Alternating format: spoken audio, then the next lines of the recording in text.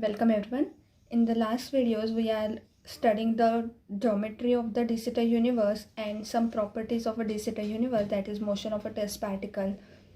Now in the end of the de Sitter universe we have the Doppler shift in the de Sitter universe. Actually that we have seen same topic in a Einstein universe. So we have the same meaning here for the Doppler shift. That what is the meaning of a Doppler shift? Doppler shift means there is a change in something. Okay, so here we have the change in a frequency of a light waves which is coming from the source and it is received by an observer. Okay, so when the light waves will be coming from the source and it is received by observer, there is a change in a frequency or change in a wavelength. Okay, so we observe here that when the light is coming from the distant star, we can measure their distance by actual signals that were received by the observer. So if the light waves were coming, okay, so we have the visible spectrum, that is we have the spectrum in which we have the Vibgyor color. Okay, that is our visible spectrum. And here the violet light has a, that is there is an increase. Here the wavelength is increasing in this direction, that is here we have the small wavelength, then we have larger, and it will going to be larger up to red. So the red wave, that is red color, has the largest wavelength, violet color has the smallest wavelength. So whenever the light rays will be coming from the source, there is a change in wavelength. So we see that the light rays, that is the wavelength, will be increases when there is a change in wavelength and it goes to the red end of the spectrum. That is, there is an increase in a wavelength towards the red end spectrum. Okay, so and when there is a decrease in a wavelength, that is the wavelength when the light rays is emitted by the source and when it is received by the observer, there is a change in wavelength and it is decreasing. That is, the wavelength is decreasing, then we see the violet shift in the light rays coming from the distant star. Okay, so here in the de Sitter universe we discuss Doppler shift is occurred in a de Sitter universe and we get both violet and the red shift. That is, the wavelength of the light will be decreases when received by the observer. Also it is increases when received by the observer. So we get violet shift and red shift both. And also we are here discussing the Doppler shift by taking the observer O at the origin and source will be at a distance r. Okay, this is our source and this is our observer. So the light rays will be coming from this source and it is received by observer. So we take the light rays when it is coming from the source we have at a time t1 and it is received by the observer at time t2, and they are r distance apart. That is, the distance between source and observer is r. Okay, so now as we have seen in a Einstein universe, this motion of the light rays, that is the light emitted by here photon particle. The photon particle are nothing but the particle of a light. Okay, so the light rays received by the observer are due to this photon particle and this motion will be a radial motion. So for the radial motion, or we can say light like motion, we divide the de Sitter universe by ds. Okay, so we see what is the equation of light rays when it is coming from the distance star, and we see the Doppler shift in that. Okay, so let's see. So in the study of a de Sitter universe, we consider that light is emitted by a source located at r, that is the distance of a source will be r, and it is the light is emitted from source at time t1 and this is received by an observer which is at a distance r equal to 0 after the latter time t2. That is, it is coming from a source at time t1 and received by observer at time t2. Because it is a radial motion of light for which we have So for a radial motion we have ds equal to 0, d theta d phi equal to 0. Okay, this is a condition for the radial motion of a light. So we substitute these values in equation 1, that is we have this as equation number 1, and we substitute these values in a d theta universe, which is given by this equation ds square equal to minus of 1 minus r square upon capital R square, its inverse dr square minus r square dw square plus 1 minus r square upon capital R square dt square. We give this as equation number 2, where dw square, this is denoted as d theta square plus sine square theta d phi square. Now substitute this ds equals to 0, d theta and d phi equal to 0. So ds equal to 0 means this side will be 0, this term will be 0. So we have only two terms were left. So we write the this equation 2 in this way. Okay. Now here we have the minus sign, so we shift this term to this side on the right hand side. So we get on the left hand side we get 1 minus r square upon capital R square, its inverse dr square equal to this term as it is, that is dt square term. Now again we have, for a simplification, we have dr square upon dt square, and this term will goes to this side. So here we have the square on this term 1 minus r square upon capital R square, because it goes to the denominator, and when it goes to numerator we have multiply both the brackets, so we get square here. Okay, now taking a square root on both sides, we get dr by dt equals to plus minus of 1 minus r square upon capital R square, this bracket term. Now since what we know that the source will be at distance r equal to capital R, and the observer will be at a distance r equals to 0, and the light rays were coming from source and it is received by an observer, so r is decreasing. Okay, that is the distance of a source and observer is decreasing. Thus what we can say, that is we get that here we take that is we choose from the sign of plus minus 1 the negative sign minus. Okay, so what we have explained here, that since the light rays moves towards the origin, that is in the sense of r decreasing, and therefore because of this we take a negative sign in the above expression, and we write dr by dt equals to minus of 1 minus r square upon capital R square. Okay, and suppose that a ray of light leaves the source at time t1. Okay, that is first light waves will be emitted from a source at time t1, and it reaches the observer at time t2. We have taken this firstly.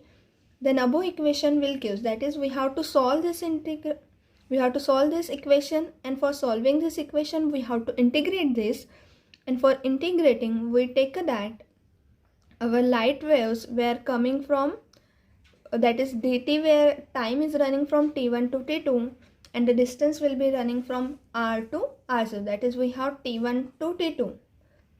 Okay, and the distance will be from r to 0. So what we have here, that we have integral t1 to t2 dt, and at time t1 we have the distance r, so we have the integral from r to 0, minus sign is there, dr upon 1 minus r square upon capital R square. So for minus sign is here, so if we remove this minus sign we can change the integral limit from 0 to r.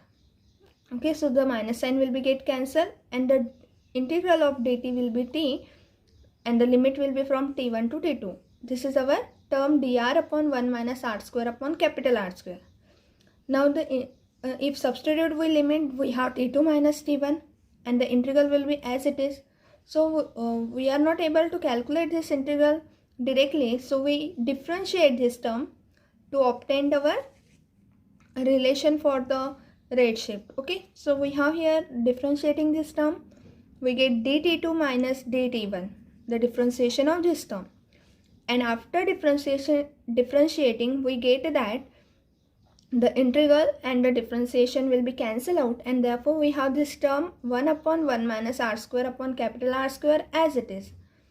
And for the limit we have 0 to r, we differentiate dr with respect to dt and take at a dt1, because at r we have time dt1 and with respect to 0 we have nothing is there. Okay, so we take only dt1, that is differentiating this dr upon dt and taking dt1 corresponding to this upper limit r, and because lower limit is 0, so we don't have a next term related to dt2. Okay, so here what we get dt2, we take dt1 on this side, so we have dt2 equals to dt1 plus 1 upon 1 minus r square upon capital R square dr by dt into dt1. Now we have this equation dt2 equals to, taking from this dt1 common, so we have here 1 plus this term into dt1. We give this as a equation number 1. So what is a dt2, what is dt1? We see dt2 and dt1 are nothing but, so when first wave is emitted, we have a time t1 and it is reaches to the observer at a time t2. When successive second waves will be emitted at time t1 dash and it is received by the observer t2 dash. So the difference between this, that is t1 dash minus t1, will be our dt1 and t2 dash minus t2 will be our dt2. That is, dt1 is nothing but the time interval between two successive waves of emission. Time interval between two successive waves emitted from the source, and dt2 is the same time interval when it is received the same successive waves at the observer. Okay, that is the successive waves reaches at the observer, the time interval between these two successive waves will be dt2. So we have here the same, that dt2 is nothing but time interval between the reception of two successive waves, that is, it is received by the observer, and dt1 is the time interval between their emission. Okay, and what is dr by dt? R is a radial coordinate, and with respect to time we have the derivative, so it is a radial velocity of light. Okay, so radial velocity of light at the time of emission, that is, this is the velocity of light when the light is coming from the source. Okay, so at the time of emission. Now because it is a light ray is moving, so for the light ray moving in the plane theta equals to pi by 2, we take the light ray is moving in the plane, that we have taken the condition when we have derived the motion of the test particle. We have take the same condition when theta equals to pi by 2. Okay, so we have again taking here that the motion is in a plane theta equals to pi by 2, and when it is in the plane theta equals to pi by 2, we have that e to the power bt dot equals to k, where e to the power b will be equals to 1 minus r square upon capital R square. Okay, that we have taken in the motion of test particle. So recall that condition, e to the power bt dot equals to constant, that is our Lagrange. From the Lagrange t equation we get this equation, and that is equals to constant k. Now t dot will be equals to dt upon ds, because it is the derivative with respect to s. Okay, that is equals to k e to the power minus b. From this equation we have k e to the power minus b as the value of t dot, and e to the power minus b is nothing but our 1 minus r square upon capital R square. This is in a reciprocal. So from this ds will be equals to, we take the reciprocal of this term, okay, or we can multiply this term to this side and ds on the other side. So we get ds equals to 1 upon k 1 minus r square upon capital R square dt. So this is our relation. This relation is between ds and dt. What ds denote? This is a proper time. Proper time means that is source, the time taken by the source when source is moving itself. That is, source is nothing but our from which light rays is coming. So the time taken by itself by source is called as our proper time.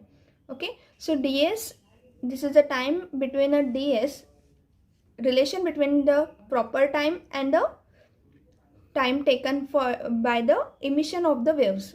Okay, so hence if we take the initial time, dt10 is the proper time interval for an observer on the moving photon. So if we denote this proper time by the dt10, that is a proper time for the observer. Okay, on the moving photon, that is when the observer is actually on the source which is moving, then that concept will be our proper time for an observer, that is light particle, and dt1 the corresponding coordinate time interval. What is our dt1? dt1 is the corresponding time interval between their emission. Okay, that is the when it is received by the observer. Then the corresponding coordinate time interval above gives, okay, that is we take a ds as dt10 for the proper time interval for the observer, and dt1 is nothing but our time interval of a successive waves. Okay, so we substitute these values here as ds as dt10 and dt as dt1. So we get that this relation now, because the proper time interval between two successive waves at the origin are given by, that is, as now the time for the photon particle is called as a time taken by calculated by itself, the photon particle is our proper time, so we denote it as a ds. Okay, but now dt20 is our proper time when it is observed by a observer, so it is reaches, that is our light will be reaches at the observer, so the time dt20, okay, and dt2 will be equal because both photon is also reaches here, therefore proper time by the observer calculated by the observer and the time interval actually calculated by the emission of the waves, both are equal because both are reaches at the same time. Okay, and therefore dt20 equals to dt2. But when it is observed from dt10, that is proper time when it is observed by observer, is different than dt1. Therefore we have some relation, that is here some relation between dt10 and dt1. Okay, now we substitute this value in the equation number 1, that is, so in equation 1 we have here dt2, so because we have dt20 and dt2 are equal, therefore we substitute dt2 value as dt20. So we get it that dt20 will be equals to 1 plus 1 upon 1 minus r square upon capital R square dr upon dt dt1. Okay, this is by equation number 1. Now here we substitute the value of dt1 from this relation. Okay, that is dt10 upon this term is here into dt1. So this is by equation number 2. We can substitute here k dt10 upon 1 minus r square upon capital R square. Now we take the ratio of dt20 upon dt10, that is the proper time interval between the at the emission of the waves by the observer and time interval when the waves were reaches at the observer will be dt20. Okay, so this is equals to, we multiply k upon 1 minus r square upon capital R square inside the bracket, so we have k upon 1 minus r square upon capital R square plus k upon this brackets we are multiplying, so we have the bracket square dr by dt as it is.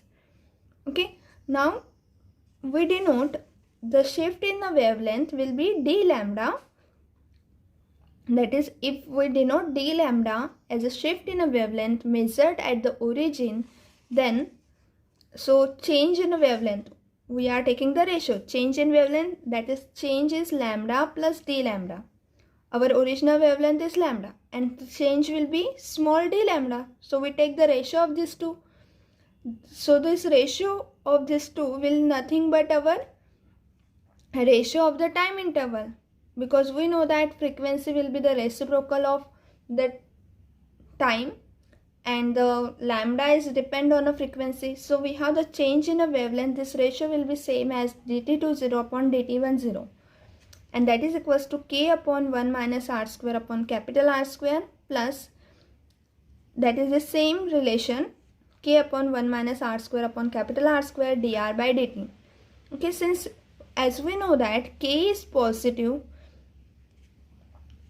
and this term 1 minus r square upon capital R square greater than 0, so whenever k and this term is positive, the sign of the right hand side depends on the magnitude and sign of dr by dt.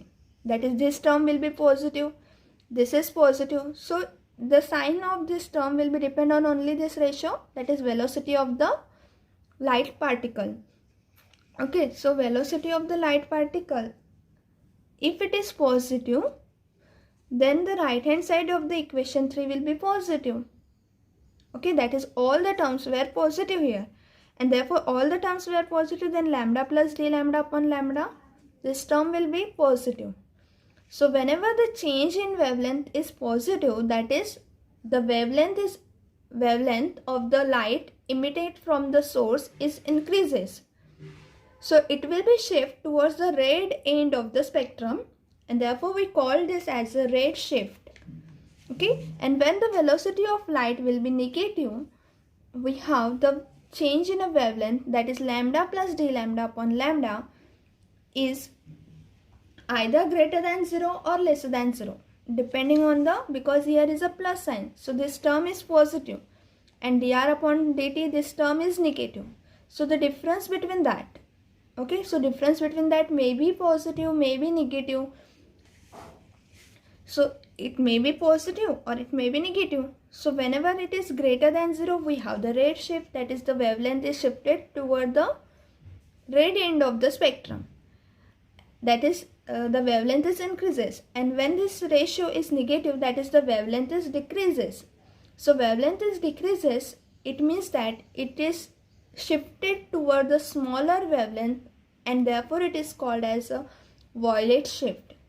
And thus in the de Sitter universe we see both red shift or violet shift in the light coming from the distant nebulae. So nebulae is nothing but the cluster of the clouds from which the light is coming from that nebulae. Okay, so this is the distance between that. So what we understand from the red shift and violet shift, we have the, because the red shift means the wavelength is increasing, and from this we can calculate the distance between the galaxies from where we are calculating. So whether they are moving apart, that is, our universe is expanding, and whether they are coming towards each other, we means that is a contracting universe. So the red shift were used for knowing the distance between the two galaxies. Okay, so for calculating them, whether they are moving apart. So it is a red shift. When we say that there is a red shift, we have our universe is expanding, and whenever there is a violet shift, we say that our universe is contracting, because whenever there is a red shift, the wavelength is increases. So wavelength is increases, it means that the velocity is increases, and therefore the galaxies were moving apart from our observer. Okay, and whenever there is a violet shift, we say that their velocities will be decreases, and therefore in that case we have the distance between the observer and the galaxies which is far away will be decreasing, and thus they are moving towards each other, and hence we have the universe will be contracting.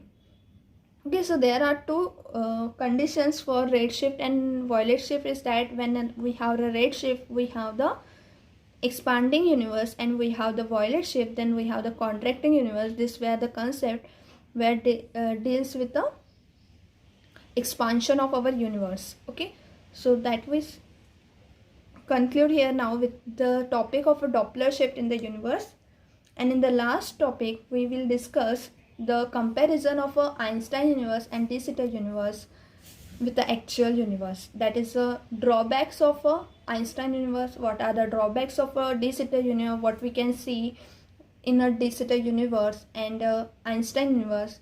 What are the comparison between that? Okay, so we will stop here and we will see in the next lecture the comparison of the universes.